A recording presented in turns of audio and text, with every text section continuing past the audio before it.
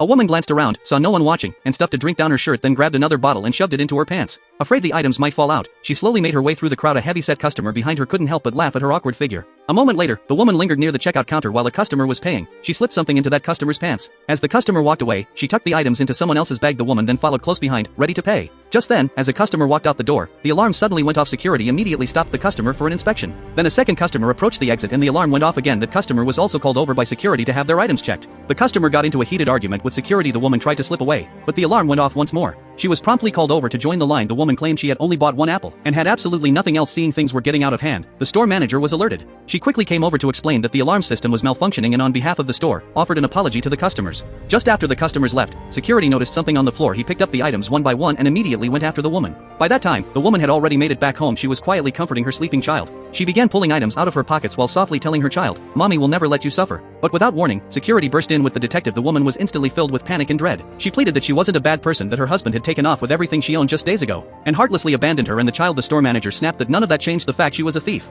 and immediately ordered the detective to take the woman away. The woman desperately dropped to her knees, begging the store manager. She still had a young child at home who needed to be taken care of, though she had nothing to her name. She offered to work for them to pay it all back, but the store manager still refused to accept the woman's apology. However, the detective standing nearby was deeply moved by the woman's situation and said that a single mother raising a child alone was truly heartbreaking. He then reached into his pocket, pulled out cash, and handed it to the manager, saying he was willing to cover the store's losses on the woman's behalf, and asked if they could settle the matter without involving the authorities. The store manager warned the woman to get her act together, then left. But the next day, the detective spotted someone lurking outside the woman's door and caught a suspicious figure sneaking around. The store manager had no choice but to take off her glasses and admit she just wanted to drop something off. It turned out the kind-hearted store manager was also a single mother. In the end, she offered the woman a job at her store.